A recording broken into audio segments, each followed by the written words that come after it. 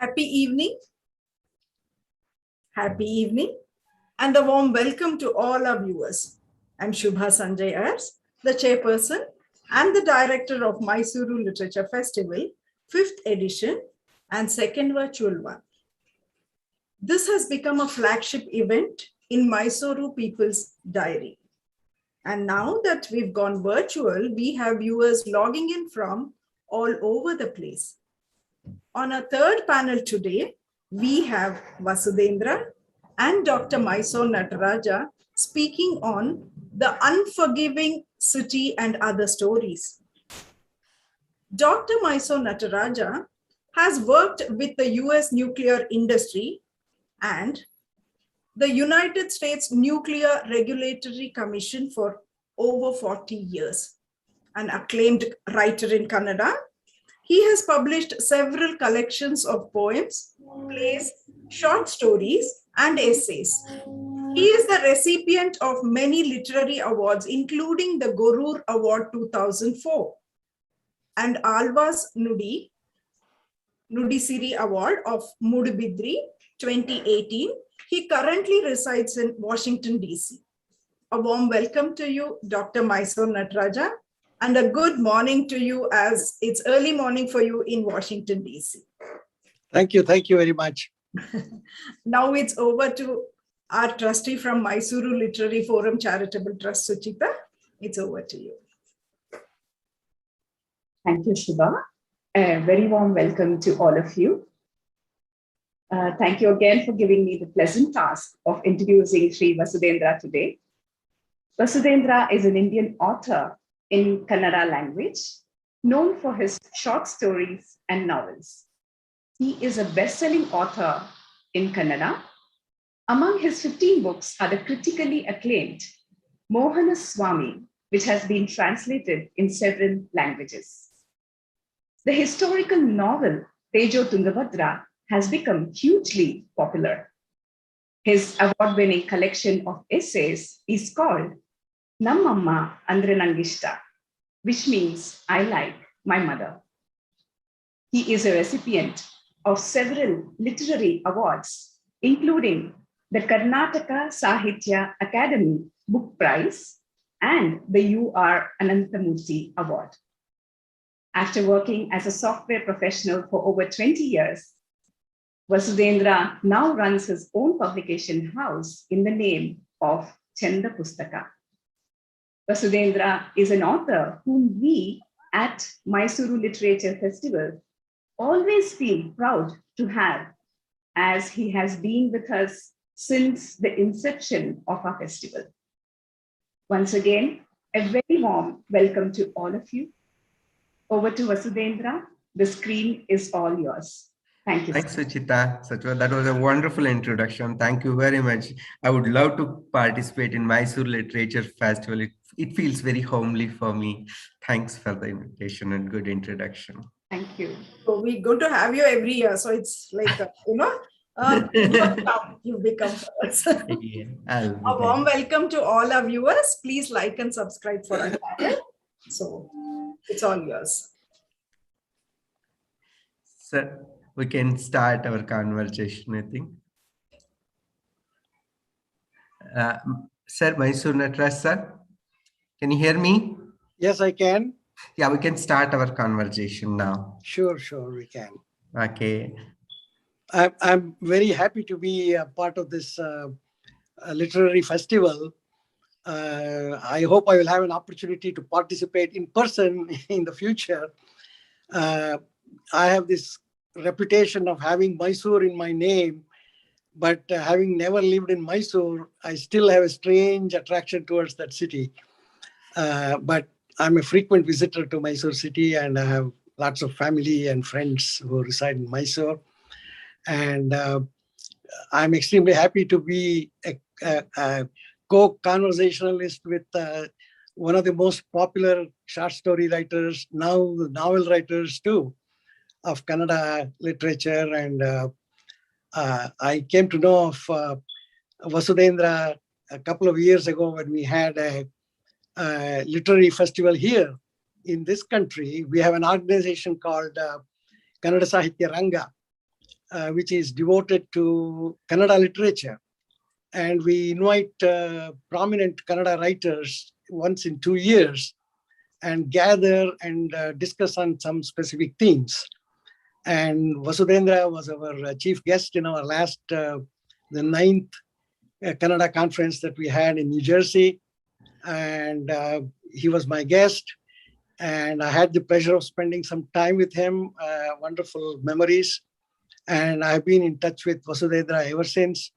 Although I had read his books earlier, now there's an intimate feeling because I know him personally, and I have worked with him during this particular venture of translating his 12 selected short stories. I'm happy to be with you, Vasu. Thank you for very making much, me sir. a part of Thank this. you. Same here. Yeah. Shall we introduce the book through a small video, Nataraja sir? So we'll Sure. just, a video that tells us what is the book is about. Okay, so then we can take our conversation afterwards. Okay, so Sure. technical team, can you play the video? We'll go to the music.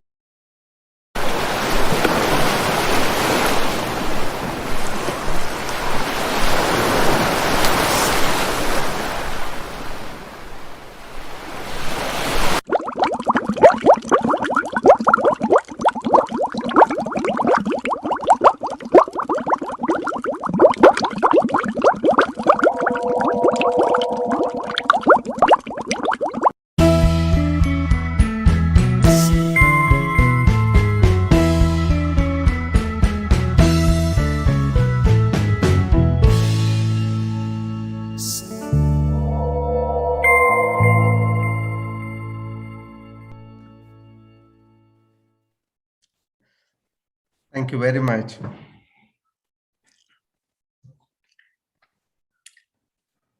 Sir, we can go for the questions now. Okay, why don't you first tell me about how you got this idea about this particular video? It's a very interesting video, and it says so much within such a short time with absolutely no words. Tell me about it. Yes, I'm a publisher as well, which like I publish a lot of books. I'm running a publishing house from past 17 years already in Canada. I'm always very fond of making some creatives, either it's a video or it could be a photograph or it could be something like that, which will attract the readers to buy the book, which I'm keep doing it. And this time Penguin did the cover page. I like the cover page concept, such a nice concept was. It's like showing a fish, okay, which is stuck in the modernity, so which is now flowing in the reverse direction, and it doesn't know what to do, how to come out of it, kind of a thing. So we thought overall our stories represents this concept quite well, so we came up with this video. Excellent. It is really a very innovative way of introducing the book. Thank you. Now I want to ask you, before we actually get into this book, how does this process of creating a story start in your mind? Is it based on some incident, or is it based on a person, Yeah. or is it some stray thought when you're driving and sitting in traffic, or how does it really start in your mind?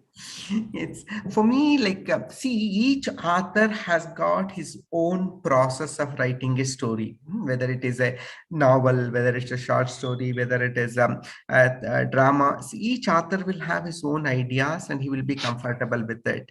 So if I say something, it will be mine actually. So how do I do it? So I generally tell something like, writing a story is drawing a rangoli by putting the dots. Means we see at our home, right? So generally our mothers, our sisters, they put rangoli in the early morning in front of our house in the foyer. So what happens is, what are these dots and rangoli means actually? So that's a concept. So I feel each person, whether he's an author or someone else, will have some sensitive moments in their life where that moment has shaken them, or they made it something vulnerable, or maybe they were very happy, they were very, any of the navarasas would have happened during that moment. So that I will call it as a dot. For example, see, I was working in in 98 or so, I was working in England. There one incident, interesting incident happened there. Like, generally in the meetings with all of them are Britishers, I'm the only one who is from India. During those days, newly the mobile phones were introduced. Okay, so newly the mobile phone were introduced, and we were using the mobile phones during that time. But there was a strict warning saying that you should never take a phone call during the meeting. That is the etiquette of British, and they're very particular about all those. On that day, when we were having a serious meeting, at that time my mobile started flashing that a call is coming from my native place, from my home. Okay, so during those days, it was very okay. It was acceptable that we call Indians. Means from there, I'll make calls to home or friends or something. That was very casual. But someone calling from India to UK was very rare. So you almost get a fear that it might be a death news or something like that, So that kind of a fear will be there. So I was so scared. I said, okay, forget all the etiquette. So I'm going to take the phone call. So I took the phone call, and it was a call from my sister. So she had called from my native place. So what she wanted to tell us, she said, there's a very happy news for you. So I said, what is the happy news? She said, water came in our tap. Means there was a tap inside our house, municipality tap, which is there from past 25 or I don't know, much more than that, and so many years, and never ever even a single drop of water had come. So I was so happy, and I said, it's a great news. Thank you very much for sharing, and I'll call you afterwards. So when they saw that there is so much of smile on my face, okay, so they thought maybe a desi entrepreneur would have given a nice $1 million project to me. So that's the kind of a feeling they had, because I'm smiling all over. So face is showing that. So they asked me, what is the happy news? Why are you so happy?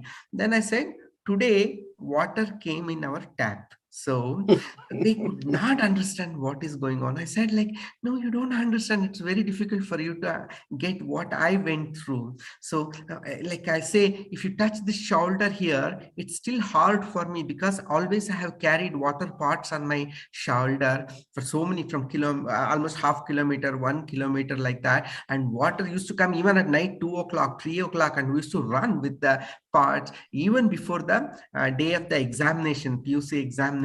So those experiences and this incident, I just can't forget that. So that becomes a dot for me. So that becomes one dot, and you will keep on getting such dots in your life. That is your personal experience. Or when you hear to the people, someone else or friends or anybody, when they start narrating their stories or what's happening and all, you'll get some more dots. So these dots, if you have more such dots, you are a rich storyteller. If you have less dots, you are a poor storyteller. So now once you have the dot, using the same number of dots, okay, you can draw different rangolis. the same number of dot sets, you can draw different rangolis. Means what? Those dots are important. Using your technique, using your narration skills, you are trying to draw a different story. You are trying to tell a different story. So that's what I view. For me, these dots are very, very important. After the dots are over, then the imagination and technique and the language comes into picture.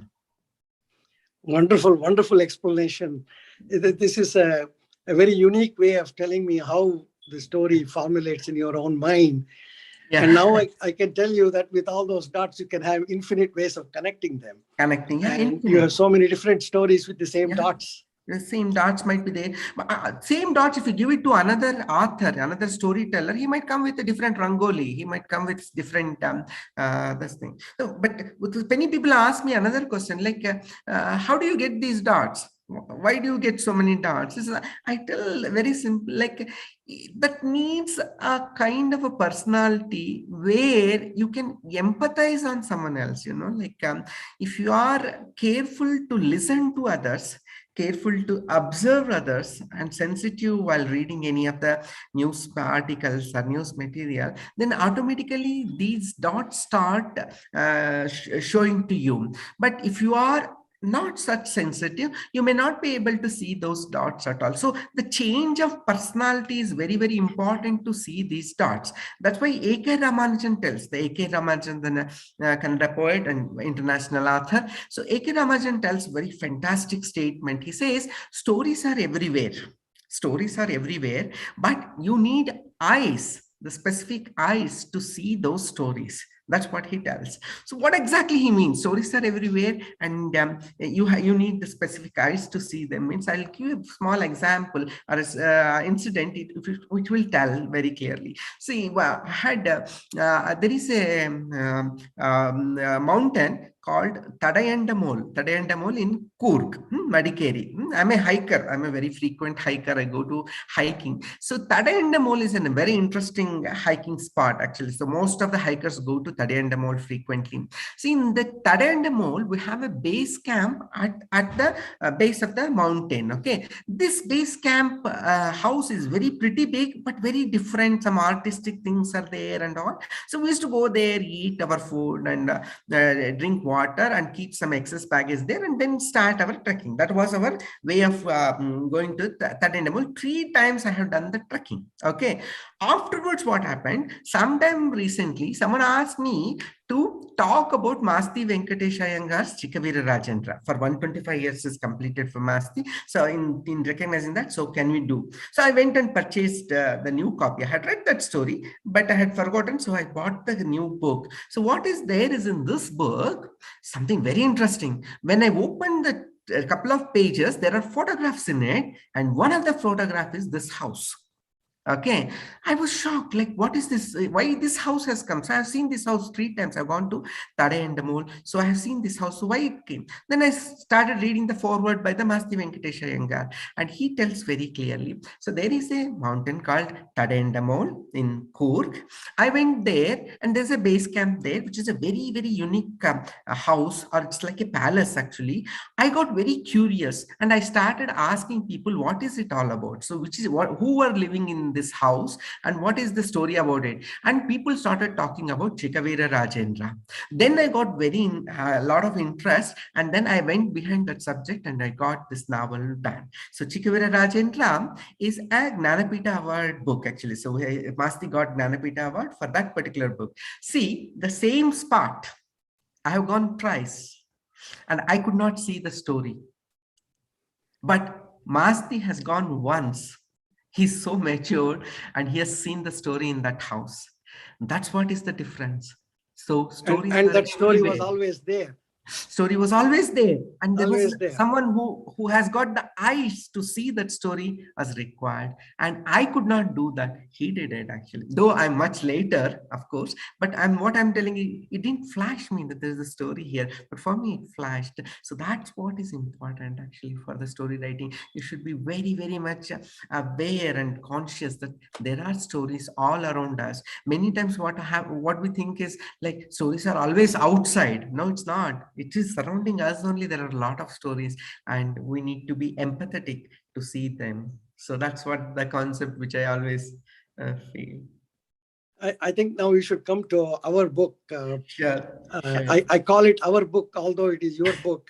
No, it is But our book, definitely. We both it's have our worked book together. because it has become as much my book as it was in original in your original writing.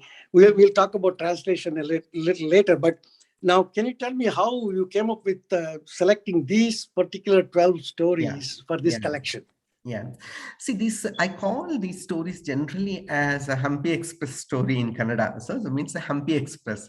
So what is this Hampi Express is? See, I come from Bellary district. Okay. So I'm from Sandur. So that is my native place and settled in Bangalore. So throughout, like always what happens is most of the people in Bangalore or in any metro are people who have got roots in some district or some village somewhere outside, and there is always a train which runs from their native place to the metro. That's how it is.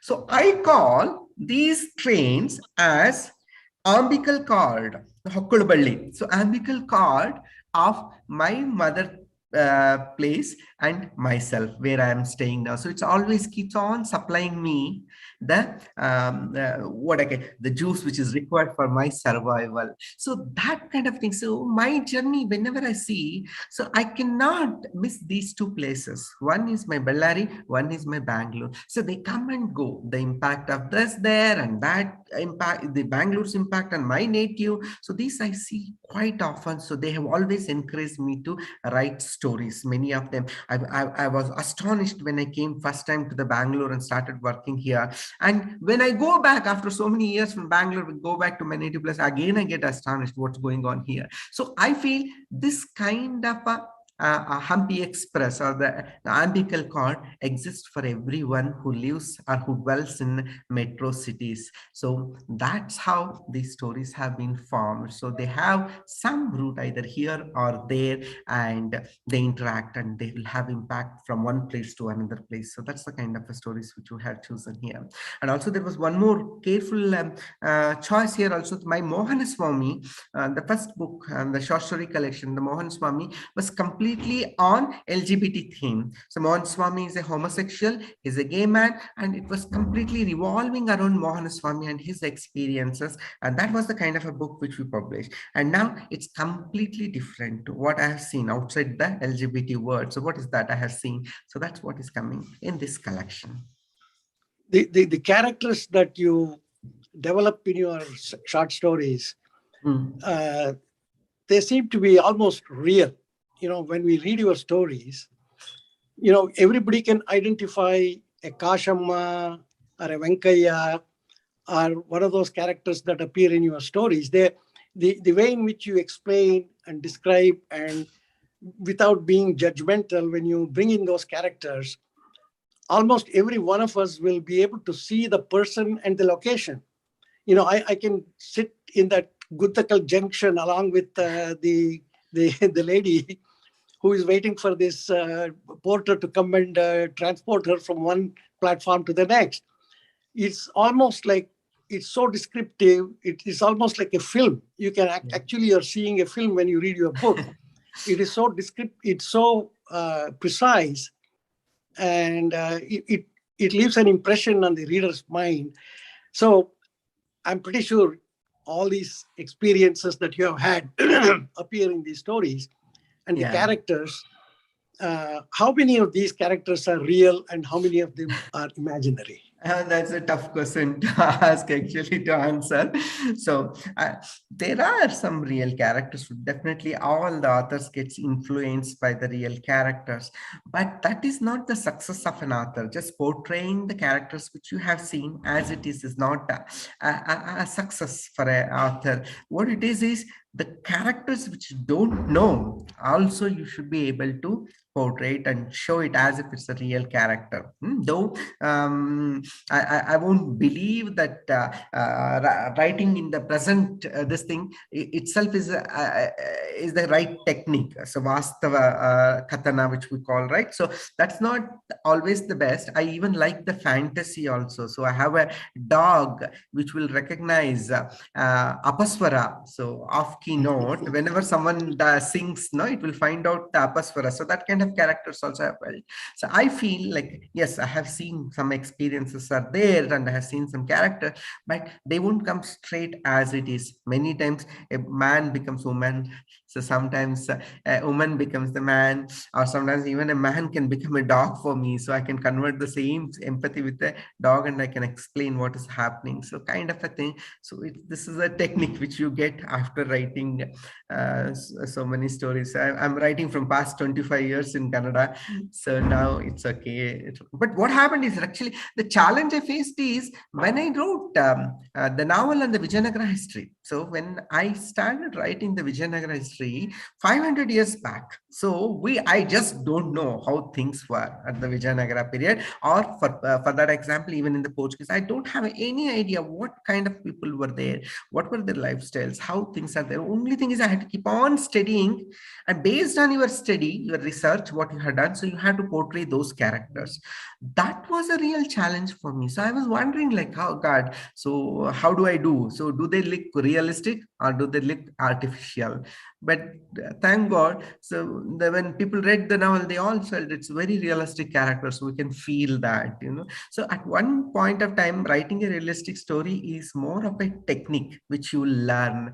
You don't really have to have seen that kind of a person or that kind of a character in your life. One more generic question I would ask Yeah. before we get into other details. Yeah. How much of an impact your engineering background had on your writing? Because most people come through studying literature. I'm one of those like you who had who went to engineering school, and then I had no background at all in literature. But had a lot of fascination and reading and interest in writing and so forth. So my outlook and your outlook, perhaps we have some commonalities. Yeah. I just want to ask you, how has it been very helpful that you didn't go into a Kannada MA or English MA and started writing, and you had this engineering background and industry experience and foreign travel and corporate life and all that stuff. How much of an impact has that made? Although you haven't given up your native village and the characters from there because you go back and forth, but you have a tremendous advantage over other people who did not have the kind of background you have. Yeah. What do you say to that? I think that's a question which I face often. People do ask, you are an engineer and you are in the IT field, and how to come then you started writing Kannada stories.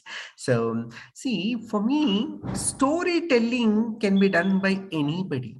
It need not be an engineer, it need not be a doctor, it need not be a farmer. See, if we look at our Janapada, so folklore, people who haven't studied anything have told beautiful stories. For storytelling, I don't think education makes any sense. Only for getting some knowledge on the language, a control on the language, you need some kind of a hold. But generally, mother tongue will be there. I'm writing in mother tongue. I'm not writing in any other language, right? So once you have a good mother tongue, so storytelling can be done by anyone. You don't require any education background for that. So that I believe. So that's why Masti also could tell the stories. He comes from totally a different background, or it could be Yashwant Chittal. He's from similar kind of a background like me. And lawyers have told story, doctors have told story, and people without our own grandparents and also they have told such beautiful stories for us. So I don't see there's a need. But as I said, like what engineering really helped. Because I've worked for 20 years in the IT industry, a typical software engineers, that has really made some impact. What happens is actually the first thing that engineering teaches you is the simplicity. However the complex the problem might be, your solution has to be extremely simple. This simplicity is something to be proud of. It's not that because you are writing something simple, it is a weak solution. No, if you are for a complex problem, if you're finding a simple solution, you are the best engineer. So that had an impact. I knew that when I'm writing stories, automatically the language I use, so the way I tell the stories, it will be very, very simple. There won't be so much of complexity of playing the technique or playing the language. So that is very little for me when I write. But what I'm very conscious about because of this engineering background is the logic. Okay, so for me, logic makes sense. Like if a reader feels that this cannot happen or this is not correct, once you feel, it's like having a bug in your software. So we software engineers, we're always worried about the bugs, right? So you feel like you introduced a bug. If you think anything extra code is there, or extra sentences are there, extra character is there, which is not adding any value to this thing, or you need that this cannot happen, he cannot go from here to there, that's a bug for me. So I become very conscious. So I always take care of making my story logically very competent. Like it should convince me first that it can happen like that. So even if it's a fantasy, for example, see, so when you talk about the fantasy, take Valmiki Ramayana. Okay, see, I don't have any problem there. So I enjoy Valmiki Ramayana. I found it very good. See, what it is, he has created the characteristic of Hanumanta, or all this Kapi, Vanara Saina. He has created the character and he has made it so convincing that he can jump. He can he will have a big tail and it will have its own this thing, and all that features which he has provided, and he has made them to talk. He will not break that logic wherever he goes till the end of the book. He will never break that logic. If you can do that one, then there is no problem. It's absolutely no problem. So that's what I mean. Logic is very important. Simplicity and logic has come from the engineering background only. Okay, so maybe I should ask some questions to you as well, Sure, Naglas sir. sure. So I'm wondering, like, see, there is a concept always people talk about. The translation should be as good as the original. Okay, but for me, the doubt is like, original is one script and translation is another script, and people who read both are almost nil. So people who read the original as well as the translation is very, very small percentage. You will not have a big percentage of that. So how much of importance we have to give for a translation, that it has to represent exactly as the original, or do you think both are independent scripts? Well, it is not an easy question to answer, because there are people who believe that translation has to be completely loyal to the original, and they go to the ridiculous extent of checking each and every word, whether a particular word used was appropriate or not, and so on and so forth. That is one extreme. The other extreme is taking a story and then totally re-narrating the story in your own words without any regard to the original content. That is another extreme. I think it's got to be somewhere in the middle. You can't just forget the original. To me, an English reader who is reading your Kannada story should be able to appreciate, here is something more than what I would have read in a straight English story. Okay, he's got, there are cultural issues, there are social issues, geographic issues, which are unique to what you are describing in your story in Kannada or Malayalam or whatever, the regional languages. You can just ignore that and say, I will change all the names of the towns and names of the, I can change instead of writing the story as a story, like sometimes they do in a film, they take a Kannada story and put that story in Uttar Pradesh or Madhya Pradesh or someplace. The story is the same. Geography has changed, so the music changes, the culture changes, the dress code, everything changes. I think that's not, in my mind, it's not translation. It is taking a story from somewhere and then re-narrating it in your own language to suit your purpose.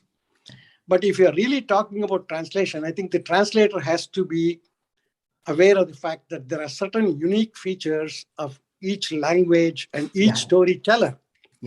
That has to be maintained to the extent possible. But you should not make it so ridiculously rigid that the English reader, after reading 2 pages, he will throw the book and say, I can't read it anymore. Okay, both. That is also That's also not a useful thing important. to do. Yeah. So I Yeah. think So you. you take the story, be loyal to it to the extent necessary, Mm, but you have to make it user friendly in the target language. The reader has to feel very comfortable reading that story. yeah. Yeah. And sometimes you may have to, get rid of a few which are without that, if you can manage to Yeah. tell the core message of the story, it's okay. Yeah. But I think the what we call the Sogadu, the Kannada Sogadu, So good. So and that particular, if you're talking about the Bellari milieu, it has to be there. it has to be there. So maybe we can put it in a nice way, saying that if there is a Karnataka story where a boy likes to eat Mysore Pak, we can't make the same story there in UP and say that he likes Mysore Pak, So that can't be done. The cultural context will be lost, So that's what you are trying to say. But also it should be readable. So the readability cannot be compromised by making it very complex with the nativity details. So you should make it a bit empty. So for that example, actually, so we had faced some problems. So a previous book translator used to tell me, you easily say that Gomaya done, means in Brahmin houses, the Gomaya is done. Like for me to translate that one and convince the people that what is Gomaya, it's so difficult. I have to write additional 2-3 sentences is what she told me. I think that's exactly what you conveyed. But but the thing is, if that Gomaya is a very important aspect of what you're describing at that time, you can't just throw it out and say, no, it's so complex, I'm not going to explain it. So if it takes additional 2 sentences, so be it. Okay, so you if it is very important, we have to put all effort. Otherwise, you can say just cleaned actually. So it's cleaned and put it up. So that's how it is. And also, I think it's not just translation. Sometimes it is transcreation, as they say. Transcreation. So even translation, in my mind, is an original work. Yeah. The idea is taken from somewhere. Yeah. But you're retelling the whole thing. It's an original story for someone who has not read it in Kannada. Read it. Yeah, true. So I wish you'd know things, what it is like when some people start talking about Brahmaputra. So we understand what exactly Brahmaputra is, how important it is. I should be able to relate with my own rivers here, local rivers, Kaveri or whatever, Krishna or something like Tungabhadra and all. So the nativity is very important, and we need to. If you remember the Bengali novels that were the very first ones to be translated into Kannada, even though Bengal was far away from the old Mysore that we were all part of, we would still be enjoying those characters and those descriptions. And we know that there are some unique aspects of the Bengali people as compared to the Kannadigas. So I think that should not be lost in translation. That's why they have this expression, lost in translation. Shouldn't happen. Lost in translation should not happen. But still, in the English version is something which is different from the original version. So both should be readable is what we are trying to say. But if you take one story, so let us take one of the stories. Okay. That's my cat. Okay. So if we take one of the stories, okay. So what is the process, the total process which you follow for the translation? How did you do it? Okay. In my mind, the first thing that has to happen is when I'm reading something, immediately I should start falling in love with that. Okay. If I don't like it, if I don't love it, I can't just translate it for the sake of translating. I might do it if somebody gives me a lot of money to do it or something as a job or something. That's different. Okay. But if I want to translate something on my own, I have to like that. Like, I used to do this like while traveling in a plane or something. I have a magazine there. There's a little poem there. Okay. And I read the poem and suddenly I like it so much that I take whatever paper I have in my hand or the back of the ticket or something and start translating it. Because that's something, that's the way I understand that poem and make it mine. I have to make it mine. Okay. It's not just a poem that somebody else wrote. I have to change some of those little things to suit what I'm going to say, the core message from that particular original. I have to translate it in my own way and give it to a Kannada reader who can appreciate it. Yeah, so that's interesting. That's how that is my first thing that I do is to translate. Say that, okay, I like this story, I want to translate it. So and then, of course, The mechanism of translating is basically you start doing it. You have to do it in a draft form. And the first draft is generally, it has to say everything that you want to say, but may not be in the final form. Final form. And then you go and leave it aside for some time. Don't touch it. Come back after a gap, because you are so involved in it. You don't want to be messing up with it immediately. So after some gap, you read it again, and then you will find lots of flaws in it. Okay. Immediately you will say, okay, this doesn't make sense. This order has to be changed. Okay. Of course, there are grammar issues and other things, they come later. To me, tense, etc. There are some issues. Kannada short stories, they take liberties with tense. They go from present to past perfect and do all kinds of things. English writers don't like that. English readers also will feel very uncomfortable reading some stories which keep on switching tense and stuff like that. That's a technical issue.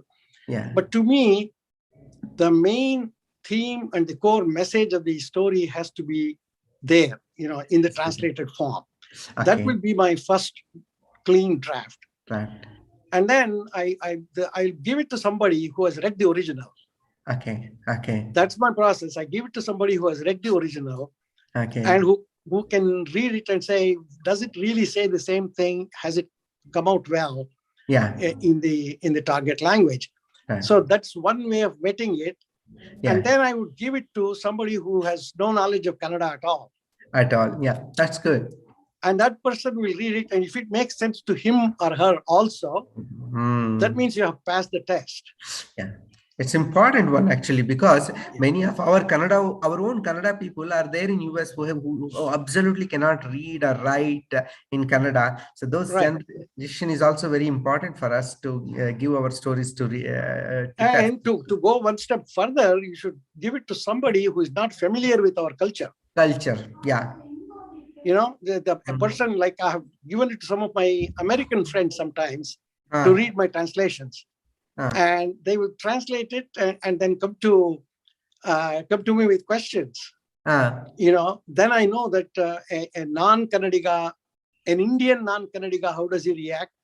A non-Indian, how does he react?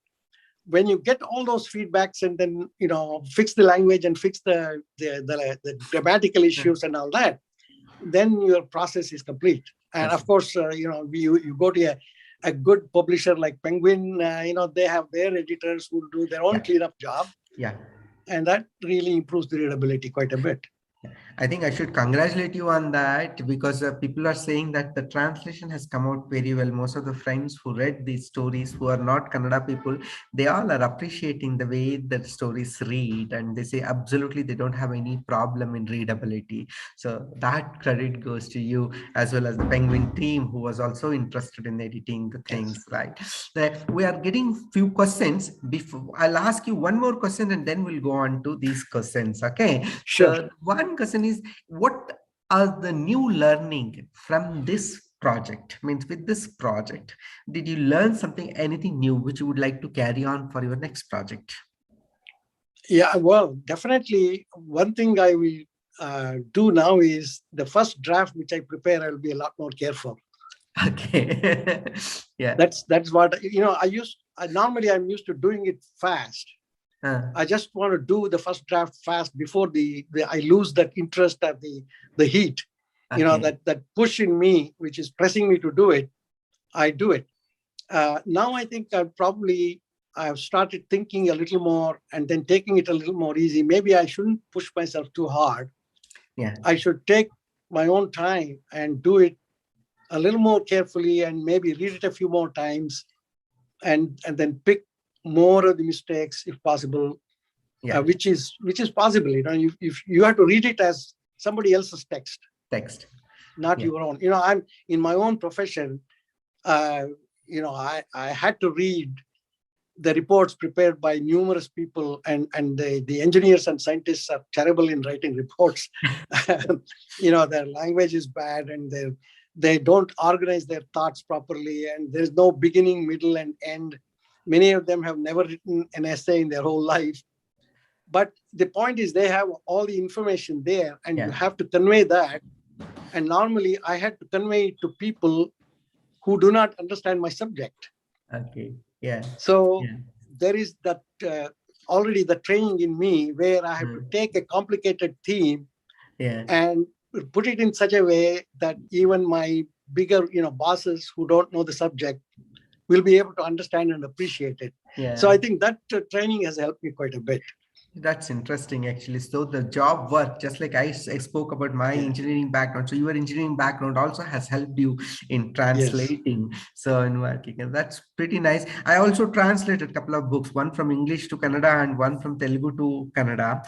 But I really felt translation takes at least 2 to 3 times more effort than writing a story. Like if I can write a story, I will not take so much time. But for a translation, I take at least 2 to 3 times more that effort. It's really very tough. It's not easy. People think that it's easy, but it's not. Translation is very, very challenging, and we need to be very good at the words which we use and the metaphors which we use, and also it's very challenging and enjoyable also. Nataraj, I'll just take few of the questions which are here actually. So one is, being a software engineer, would you write a science fiction, because that genre is not very well represented in Kannada? I agree. The science fiction has not been well represented. But for me, actually, that's also one subject. Actually, science fiction also becomes one subject, because for me, finally, at the end of the day, what I'm writing is I'm writing about the people. I'm not so much to deal with the thrilling part or the other suspense, and also that's not my themes at all. So for me, it's only the people who are, what are they going through with various situations. So even if I write science fiction, it is the problems what people face out of that and how do they deal with it. So my focus is be always with people and not outside of that. So that I would like to tell. And also there's one more question: can we expect a novel from you on a present day corporate culture? I really don't know actually, so if I can write on a present day corporate culture, because I will write a novel definitely down the line. I will write novel, but after this Tejo Tungabhadra, which is a historical novel, like I'm so thrilled that Kannada readers love historical fiction. Like they love history. They want to know what were their generation apart, some 10, 20 generation behind. So how are their people? So they're very curious about it. So I'm more thinking from the historical point, but in future I might write corporate. In my short stories, it covers a lot of corporate word. Actually, if you look at my short stories, even in this collection, there are plenty of corporate related stories, but I'm not sure how it will be in the novel side. And there's one more question here. Your novel Tejo Tungabhadra is extremely popular. The river Tungabhadra is a strong presence in that narrative. Would you write a similar historical fiction around the river Kaveri? Actually, that's also being Mysore Literature Festival. So I know the Mysore era, whatever happened on the Kaveri, it's beautiful actually. So much of details and so much of stories are there, and resource material is more easily available for Vadiyarpedia, means Mysore, this thing, when compared to Vijayanagara, because it's much behind. So this thing, it might be easy, but I don't know. So whether I'll write or not, I'm not sure. But thanks for reading the Tejo Tungabhadra. Yes, I feel I'm very lucky, because my Tejo Tungabhadra got released during the COVID period. Means in last 2020 January it came. But even with the COVID situation, with all the bookshops closed, I've sold more than 8 to 9,000 copies of Tejo Tungabhadra, which I consider it's very rare in Kannada. So I'm very happy people have liked this novel. That's giving more energy to write my next book. Okay. And is there a chance that Tejo Tungabhadra is adapted to the screen as a serial, perhaps? Actually, people came forward to make it as a web series, so they wanted to make it as some of the Kannada important directors came to make it as a web series, but I'm not at the moment interested interested in any of my book getting into film. So the Tejo Tungabhadra is coming in English. Penguin is publishing that book in English next year, next September it is due. Okay, so already someone is working on the translation. I'm very curious on how the non-Kannada readers receive that novel, which was a big hit in Kannada. How does the non-Kannada readers receive that historical fiction? I'm very curious of that. Let us wait and see. At this moment, no, I don't have any such plans of giving rights to films or web series. At this moment, no. That's how it is. Sir, those are the questions which you had. So still we have few more minutes, actually, few more minutes. Maybe, so see, you had both translation practice, right? So translating from Kannada to English also you had done, from English to Kannada also done. You had done both, right? Yes. So how do you feel? What exactly is the difference? Is it like one language is richer and so easy to translate, or is it nothing related with that? So how is it actually? No, I think for me, it is more difficult to translate from Kannada into English. Let me put it that way. Because I think it is true for everybody. I think if your mother tongue is Kannada and you're translating it to another language, that will be a more of a challenge. And another thing is the fact that, the translating from English into Kannada has some limitations sometimes. Okay, like what? Like, for example, their themes, I'm talking about English, meaning not English written by Indians, but English written outside. It will have a very narrow readership to start with. It is the same disadvantage going from Kannada into English, among the readers. There are Kannada readers who have read the original and want to read it out of curiosity, a small number. And there are Kannada readers, Kannadigas, but who don't read Kannada, but understand the Kannada culture, Kannada milieu and all that. That is another group of readers. And then non-Kannadigas within India who are English readers, who are interested. That's a big number. And there could be additional readers from places like, say, Burma or Ceylon or Bangladesh or even Pakistan and stuff like that. There may be a few more readers like that. Beyond that, when it goes beyond that, I think it's of academic interest only. I do not believe a regular average non-Indian English reader would go and pick up a book like this Unforgiving City or something like that out of interest. You might come across something in an airport, and if the guy has got some curiosity about India, he might pick it up. But a serious reader will not go looking for it. But whereas if you go for a very, very popular or a very well-known or a Nobel laureate type of person and translate it into Kannada, I think there will be a lot of readers for that because of the name associated with that. So again, translating from these days, I think translation has become more popular than in the past. And I think translation is probably the only way sometimes for Indians to pick up what is going on in other parts of the country. India's sister languages, obviously Marathi and Tamil and Bengali and Kashmiri or whatever, all those have rich literature of their own, and they should all come into Kannada. I think the translation within the country and also from English into Kannada is very important. But I have a feeling that the Kannada readership is dwindling.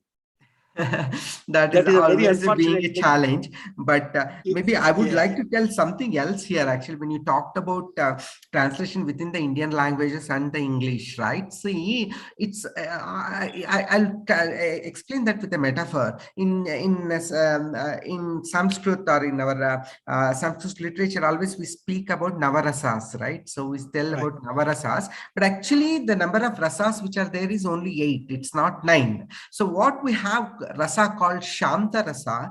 This Shanta Rasa is like a neutral platform, What the Sanskrit scholar says is, if you are enjoying, let us say, Srungara Rasa, if you are enjoying a Srungara Rasa, it's impossible to enjoy Hasya Rasa along with it. It won't happen, it seems.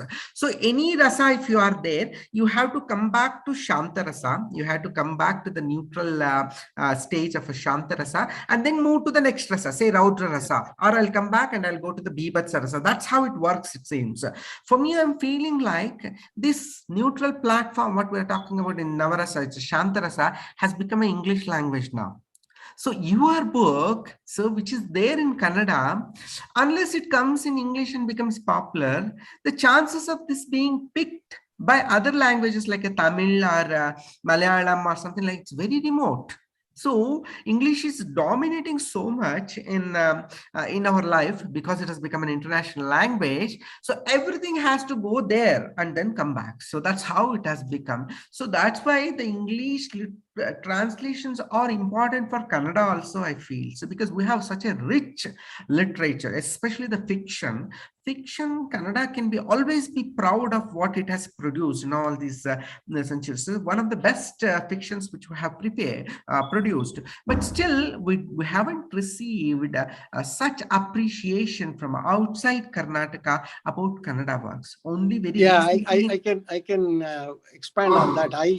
One of my major first translated work was a novel from Kannada into English, a novel written by Diwanji.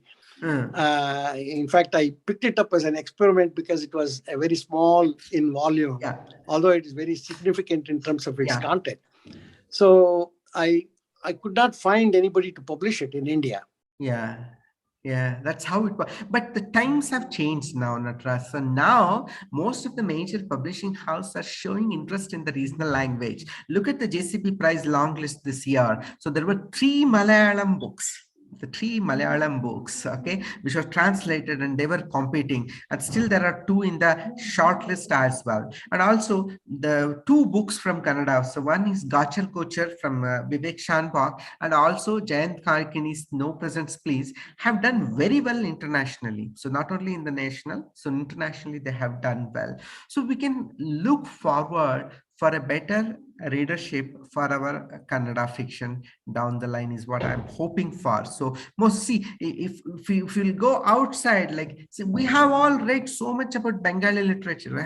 We have so many Bengali authors books have been translated to Kannada, but look at the other way. So have people go and ask the Bengali person. So who is the author you remember when I say Kannada? They struggle to tell even a single name actually. So there is a great responsibilities on Kannadigas as well as Karnataka government to showcase their works, their best works outside Karnataka as well through English and through other regional languages, which is very important, I feel.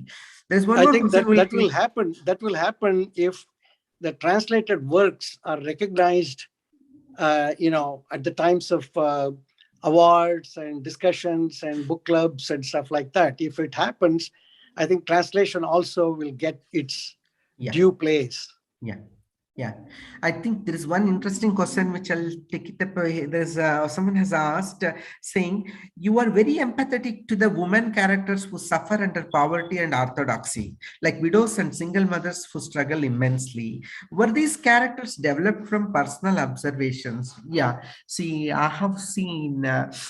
For me, always, my stories is always a woman character which becomes more powerful. If you take any of the stories, generally it's a woman who becomes powerful. So, and from childhood, I have seen how does the Orthodox, I come from a very Orthodox Brahmin family. So I have seen how they have been badly treated in the society. So women were extremely badly treated in India, not only in Brahmin community, the overall in India. So you see, the woman has never been treated properly and they have not got what they really require. And things are better because I wrote Vijayanagara Empire's novel right? In that I've seen people used to force them or convince them to go and jump in the fire when their husband died, So like Sati was there. But compared to Sati, I feel like though the Brahmin widowhood, I was very against, like, oh God, such a bad thing. But when I read the Vijayanagara, and then I realized at least some sensitive person would have avoided or the replaced the Sati from this bad practice. Though this is also bad,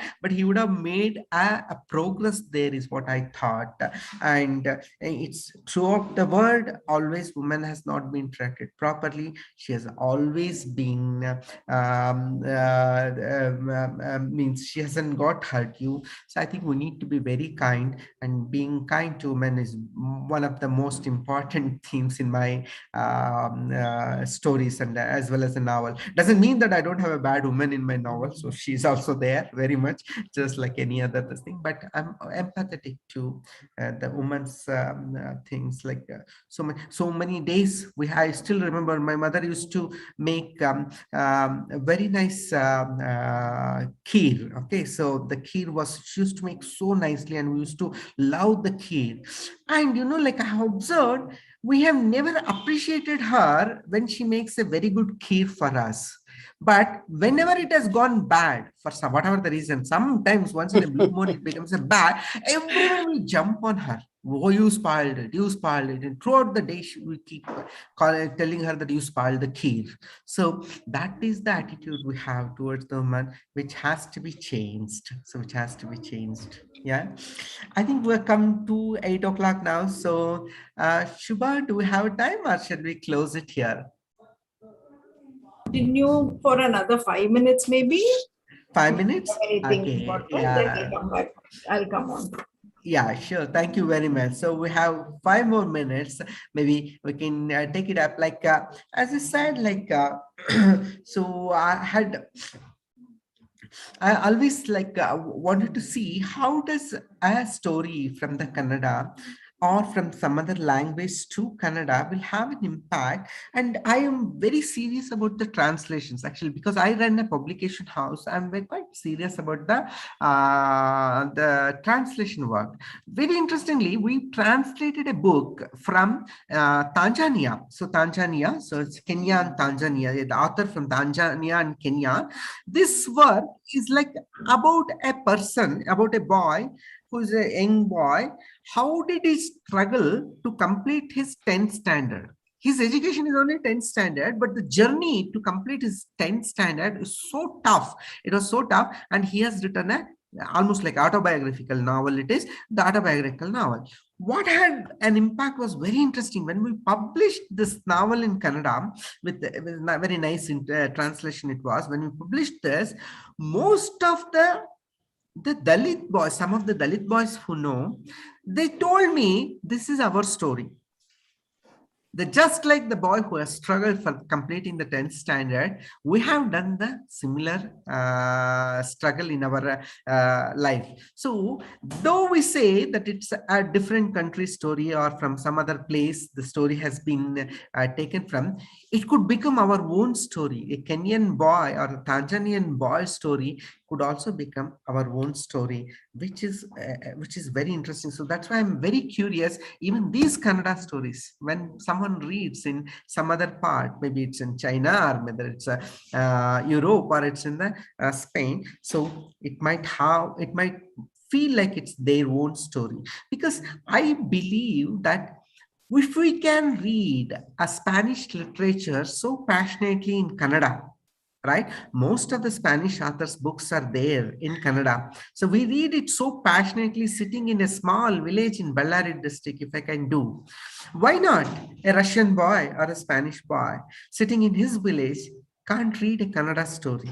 It should be equally fascinating to him. So only thing is we need to find the avenue to reach our books to such readers, which is a challenge for us. I think we need to take it forward. And not only that, as we all discussed about it, like day by day, the Kannada readers are dwindling in the age group. If you take the age group from say 15 to 30, so it's very difficult to find a Kannada reader. Above 30 or above 40, you have a lot of Kannada readers still, but this will go down the line. So, but for them, those who cannot read Kannada, but our own kids, our own kids, so for them, we need to find an avenue how they can read our own stories, because down the line they would like to read our stories. It's their history, so they would like to read. So we need to ensure that translation is done, and our kids will read our stories, which I think is important. Shubha, you're back. Yeah, I agree with everything you said, and I agree with our Mysore Nataraja, which feels so funny to meet him like this, our own Mysuru person, that he said, no, the translators should not be rigid. I agree with his words. Yeah. What an amazingly blended person you are, Vasudhendra. Huh? Books, literature, aesthetic art of joining dots, which has made you become the person you are. You have been a marveling inspiration to all of us indeed, and hope to have you in the 6th Literature Festival of Mysore again. Sure. And thank you both for being with us and giving us such good inspiration. Yeah. And Dr. Mysore Nataraja, when you're in India, please do call on Mysuru Literature Festival. Of course, Vasudhendra is there in between both of us, so he'll make sure you're. Definitely. It will be a pleasure for me to meet you all in person, and I enjoyed this session. I think it was very much, unprepared, impromptu type of a discussion. Although last night we tried to see, what we can say, but I don't think we have said anything that we wanted to say. We said lots of things, though, and everything has come out very, I think, spontaneously. And I think, just being in front of Vasudhendra itself is an inspiration. And he's full of ideas, so bubbly, and then, he's like transmitting his ideas to other people even 10,000 miles away, which is very nice. I enjoyed this participation. I thank the Mysore Literary Festival group for this particular opportunity. And I hope Kannada literature, the readership increases, and Kannada literature reaches non-Kannadigas, not only non-Kannadigas, but also non-Kannada reading Kannadigas. Okay. And if possible, even non-Indians, and then, reach the international stature that it really richly deserves. I think Kannada has been recognized very well within the country in the literary circles with all those Jnanapita awards and all that. But I don't think the knowledge, the average Indian outside of Karnataka has much knowledge about Kannada culture or Kannada literature. At least it used to be the case. Hope things have improved, because Kannadigas are kind of mild type of characters who don't impose themselves on others. I think we need to become a little more aggressive, like the Telugu people, like the Malayalam people. Malayalam people have spread their wealth quite a bit throughout the country. And so are Tamilians. They're very aggressive in getting more than their due all the time, more than their share. I think we don't fight for our share. Kannadigas should be a little more aggressive. There's nothing wrong. I'm not saying we should be obnoxiously aggressive, but we should be aggressive enough to get what we really richly deserve. Yes. Exactly. Before we close, please read the book. That's very, very important. The Unforgiving City. Yeah. Thank you. All the Thank book you. club members, and already I can see many people have put that, they would like to buy. Yeah, I want you to read. And give us your feedback. Yes. Give us And your Dr. feedback. Nataraja, with your translation, this book is going to go places. Yeah. This has been a very informal but a very informative conversation. Thank you both for accepting our invitation and being here. And as I said, our lucky charm Vasudhendra is going to start getting ready with his another book for the Mysuru Literature Festival 6th edition. For next year, definitely there will be another book from me. Yeah. Thank you very much. Thank you very much. Doctor, for you. Yes. It has been a pleasure. Thank you. Yeah. Good night.